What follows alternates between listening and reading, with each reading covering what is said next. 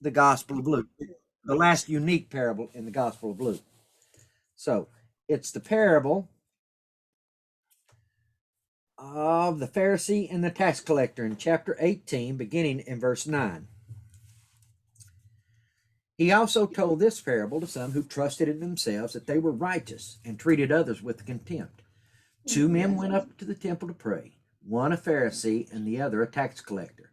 The Pharisee, standing by himself, prayed thus: God, I thank you that I am not like other men, extortioners, unjust, adulterers, or even like this tax collector. I fast twice a week. I give tithes of all that I get. But the tax collector, standing afar off, would not even lift up his eyes to heaven, but beat his breast, saying, God, be merciful to me, a sinner. I tell you, this man went down to his house justified rather than the other. For everyone who exalts himself will be humbled, but the one who humbles himself will be exalted. Now, this is not a difficult parable to understand. It's fairly straightforward because Jesus is addressing what he's been addressing all along. Jesus is addressing here in this parable what his ministry has been about since the Sermon on the Mount. That it's about our internal relationship with God as opposed to trusting in our external righteousness, that false righteousness that comes when we put our trust and faith in how well we perform the law, right? So that's what the Pharisee is doing. God, I thank you that I'm not like all the others, that I'm better than everybody else, because I, in my own flesh, in my own effort, make myself look good, right? If you go all the way back to the Sermon on the Mount, Jesus is saying it doesn't, it's not what you look like on the outside. It's what comes from within you, right? That our externals must flow from true internals. And so this man's externals were not flowing from true internals, because true internals, if you are confronted with the holiness and the righteousness of God, if you understand God rightly, right? If you understand who God is correctly, then internally you're going to be humbled. You're going to be like that tax collector. Lord, have mercy on me, a sinner. You cannot come face to face with God through his law and not be humbled. See, that's what Paul means when he says it was a schoolmaster to bring us to Christ. The law was never meant to save. The law was there to show us that we needed to be humble and approach God humbly and trust God and trust his righteousness, not our own. The Pharisees had yet to learn that. Most of them never did. Some did, but most never did.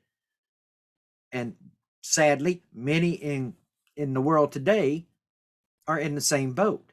Many approach church, many approach Christianity. I mean, there's billions of people who call themselves a Christian. But what they mean when they say I'm a Christian is that they do these rituals. They go through these programs. They look at this list of rules and don'ts, and rules of do's and don'ts, and as long as they check the right boxes, they assume that they're in a right relationship with God. But they're not. The Pharisee in this story that Jesus tells is not in a right relationship with God, but the tax collector is. So what Jesus is doing in this parable is very simple. He's turning their thinking on its head. They were approaching God through the law, when they needed to understand that the law was there to show them their need for God's mercy and grace and righteousness. So that's very simply that parable. Told you I didn't have a whole lot on that one. Anybody got any questions on that parable? I mean, it's an easy one. There's not even any real symbology like mustard seeds and all that stuff that we can stretch it out with, right? It's just simply about how we approach God, and that must be humbly. So if nobody has any I had one thing. Yes, ma'am. Just, it's interesting how the Pharisee lists all the things that he does do. Is it correct that when you are in a right relationship with God, you should do those things to like grow closer to him, I guess? Yes. Yes, and that's a very important point that a lot of people forget. Doing the things of the law is not a bad thing if you're doing them for the right reasons. If you understand when Christ redeems you, he now owns you. So you Act in obedience out of gratitude, not in order to earn your place with him. Again, it goes right back to your motives. And I know, we have talked about this many times. Both groups, those who are humble before God and those who are self-righteous before God, do the same things for the most part, but it's the motive behind them. Why do I tithe? Right? Well, why was the Pharisee tithing? The Pharisee was tithing to make himself look good so he could check a box. I tithe out of gratitude for what God has given me, right? We both tithe, but it's the motive for which we do so, right? I go to church when the doors are open. So did the Pharisee. But he was going to check a box. Just like many people on Sunday morning, they go to church, they check their church box for the week, right? I go to church out of gratitude because Jesus saved me. And Jesus gave me a love for his people. He gave me a love for gathering with his people and worshiping God together, right? I'm not coming to church to check a box. I'm coming to church because that's where I want to be, right? So it's all about our internal motivation for why we do the same things. But no, the things themselves are not wrong. It's the motives of the people who are performing those actions is what's wrong. It's kind of like we were talking about earlier today in the Bible study at your house, Jenny, where we were talking about pride. Because it's kind of like he's saying, God, I thank you that I'm not like the others. Yeah. And so he was doing a lot of right things, but he was like, that makes me superior somehow.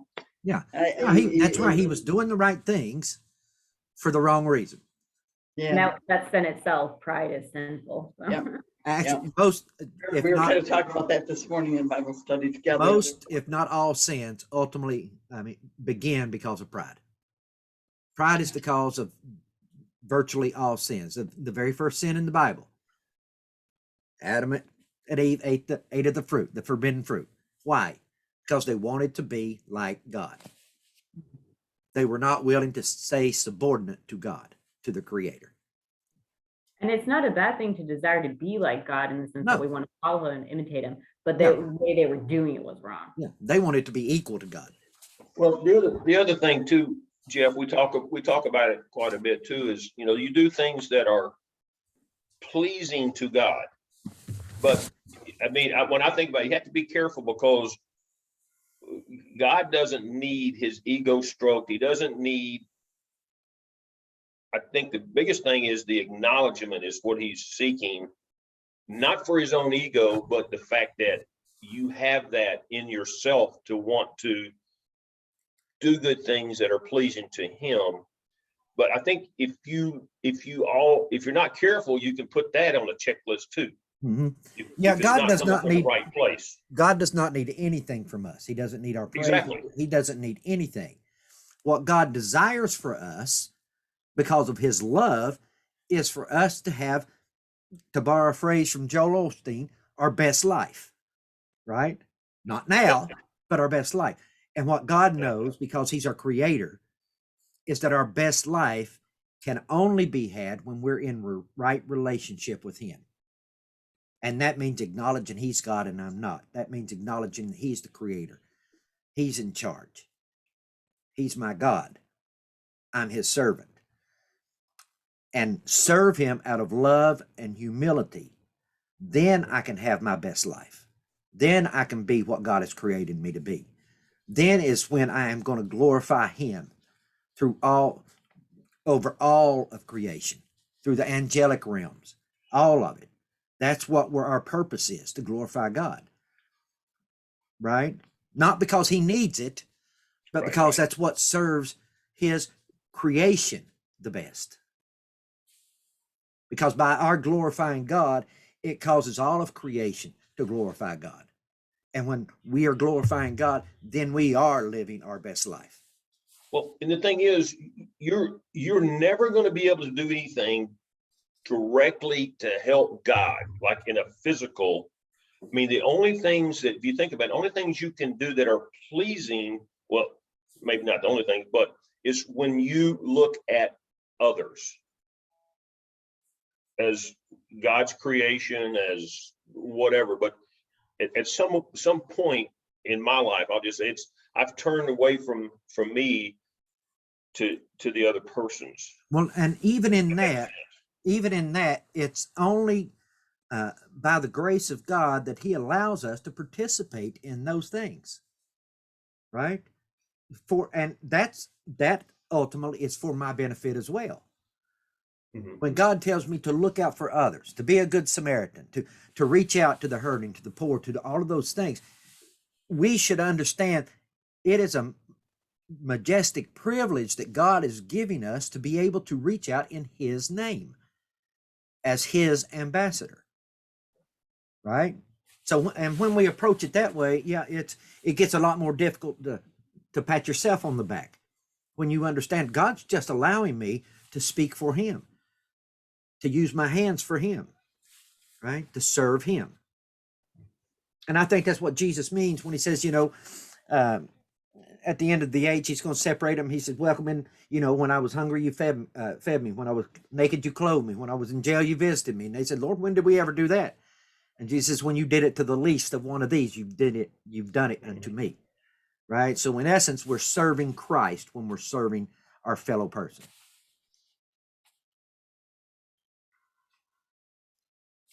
Any other thoughts along that vein? Okay, I wanted to talk and open up the floor a little bit to hear what you guys thought about the study we just finished this past Sunday. Gospel above all. So, Christian, you're going to have to jump in here since you taught 7 of the 8 of them. I think it was 6 of them. 6 of the 8. 6 of the 8, yeah. They But that's still a majority, so. What did you think about it? Everybody. I thought they were very well done. He touched a lot of topics that I personally wouldn't want to discuss. And he did it in such a way that I knew it was spirit led. Yeah. Especially the people that it was, at first I thought it was just going to be him talking. And I was like, but when he incorporated different people from different walks of life who came to know Christ or who have always known Christ, and they're from a different culture or background. Yeah, it was a very diverse group that he brought together. Very, and how the unified thing is that they all agreed upon, and I think what you could tell is that they genuinely care for one another, and that's because at the center of it was Christ. So yeah, not only was their message, the gospel above all, but you could see it in how they carried themselves, how they talked, how they interacted with one another, that it was. That they were truly living it. Yes, they were living it. And I really enjoyed it. I really did. I don't know if JD Greer has any other stuff like that, maybe on, in the future we could. I'll look into that. I don't know if he does or not. I enjoyed it. Other thoughts? I mean, I'm with Christian. It was very insightful. I think there were some things that were a little bit challenging as well, but it made you really think about where you're coming from in regards to that versus where you should probably really be coming from, and keeping the gospel central and how everything kind of folds into the gospel above all. I think how they kind of stitched it all together was pretty cool. I thought the second session where he had, and I forget the lady's name, the author, puts out the Bible studies. What was her name? And the statement that they really discussed was the fact that we should preach the gospel to ourselves every day. Right. And I thought that was very insightful because we've all heard that all our lives, right? Mm-hmm. And remind yourself that you're saved. Yeah, well, okay, good. But, I love the way that they delved into what does it mean to preach the gospel to yourself? What are the implications of the gospel in my life? What are the implications in the gospel in my family? What does the fact that I am a gospel believing, a gospel saved Christian, how should that impact me every day? And that's how you're going to preach the gospel to yourself. every day, I think. But I really enjoyed that session. I enjoyed them all. What was your favorites? Anybody? I got something out of every one. I feel like, I thought the final one, because I taught it, I probably got the most out of it because I watched it a lot more times, Yeah. just in preparation. I thought it was a great summary, and, I just really, I think even the title of it, Gospel Above All, if that's all you take from it, it really is a, I think it says it all. I do have a quibble with the last one, this last Sunday, because you guys know I was a historian in the military. History has been a passion of mine all my life. The statement he made about Alexander the Great being an old man, he died at 33, so he wasn't an old man. Mhm. He's just a very old man, but I'm gonna cut him some slack. He might not be a historian. He might just jumble up his mind in it. I just wanted to clear that Alexander the Great didn't grow old. So that's the only quibble I have with the whole study, I think. Did anybody didn't else know catch that. that? Christian, did you catch that? I did, because He studied. I studied Alexander the Great, but I was like, whatever. Yeah. I thought I whatever. misheard it. Or That was my reaction. My ears perked up and I said, what? And I said, you know what? No, maybe he just took general history in college. Who knows? I think my favorite one was the first video with I forgot that lady's name. Yeah, Butterfield, right? Rosario. Oh, Or Butterscotch. I don't know. I can't remember. Butterfield. Butterfield. All right.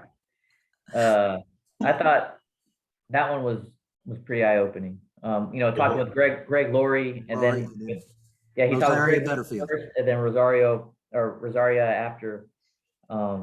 I think what they both said about how we shouldn't preach at people, but preach with love, and like be genuine about it, right? I know Jenny and I joke about we're pretty good about being hospitable to others, and our home is we've entertained a lot of people, not entertained, but we've hosted a lot of things at our home wherever we've lived. And I guess I never really thought of it as a ministry. I think Jenny, you probably mentioned it to me that, hey, this is kind of a ministry, and I probably just brushed it off.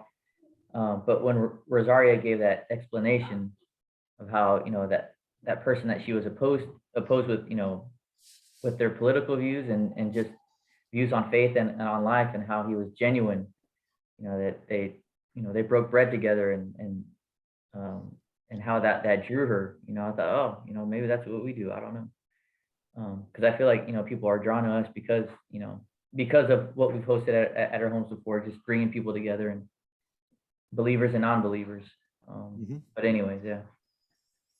Well, I think besides all the information that was provided, the thing I thought about was, why did he feel moved? And what motivated him to do this? And really that's what I should have gotten out of it. I think what I kind of got at, well, I don't know, I can't speak for him, but I think there's people who are reluctant, to share the gospel. It's kind of, depending on who you're working with or who you're around. But I think kind of when I think about it, he did it to encourage us. And I think to impress upon us the importance of,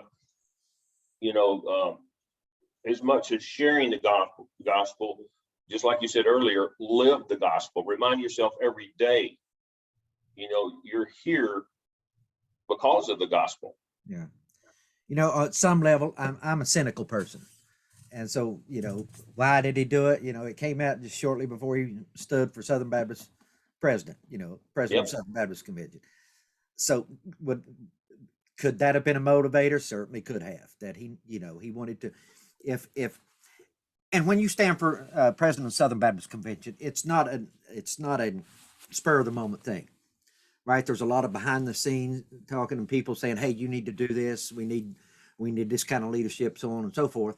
So I'm sure he was encouraged to maybe get his name, a little more well known amongst the Southern Baptist congregations, because let's face it, before he became Southern Baptist president of Southern Baptist Convention, how many of us knew who J.D. Greear was? I mean, I I did- didn't I even know did. him. I mean, I didn't even know him as the president. So Yeah. But it's so yes. I've known about J.D. Greer for quite a while because he's always been involved in the convention, right? He's always been one of those who was involved in the convention. But to the rank and file, I don't think that they really knew who he was, and this was a good way to present. And I'm not I say cynical, but if you're going to stand for that, then you want the people to understand what you stand for in your ministry, right? So I think it was impressive, even if that was the driver behind this series, that he was authentic in it, right? He didn't try to come off as super spiritual. He didn't try to come off as super intellectual. He didn't try to come off as anything other than what he is, which is a man who has been called to preach the gospel, and he holds the gospel above all. And I was, wanted to ask you, huh? I just wanted to ask you a question, but I'm sorry, go ahead. You were. Oh, that's all right. I don't know what I was going to say. Yeah, I'm sorry. That's all right. I was just wondering, you brought this to us over at First Baptist. And I'm just wondering, you said you vetted it. What was sort of your thought behind bringing it to the church? I mean, I think it's time for us to have it right now. Yes, our situation at First Baptist, most of us know what it was. Mhm. There were some in the church that didn't hold the gospel above all, in my opinion. And so it was an attempt, just like Scrappy Church was, right? The reason I brought Scrappy Churches in was this is what we need. This is the mindset that we need. The same thought was behind why I purchased this study. This is the mindset that my people need to have. And apparently I'm not getting it across to them. So maybe J.D. Greer can, right? Maybe this will work.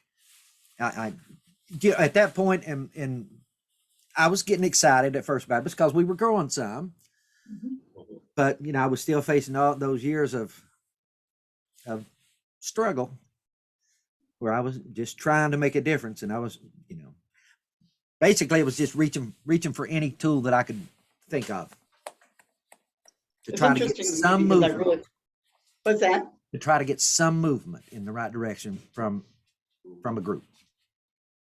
So It's just interesting to me because I feel like the Lord had us looking at it right now for a reason. Yeah. It's not, I'm sure it's a totally different frame of mind that you're in. But it's a good study. I need that study. I need it. Yeah. I need it Yeah. repeatedly, probably, because we tend to forget things and let them slip, and we get comfortable, and we cannot get comfortable.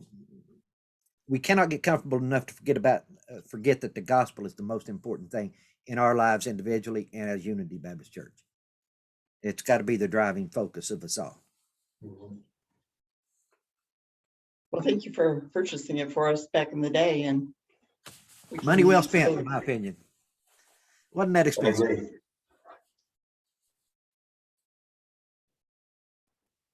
So you thought it was a great study? You didn't hear any of it. Lyndall, I have a question for you. Do you think Jeff is cynical? Yes, Lyndall, he is. where do you think Jeff gets it from? That would be me. That's right. Oh, Christian. like a very sweet Southern woman. That's the facade she puts on. That's my boy right there. That's the Oh, facade. Christian. Make her mad. Make her mad, see what happens. No, don't make me mad. I'm the only one on the planet who's not afraid to make her mad. Let me illustrate this. My mother's getting ready to celebrate her 80th birthday.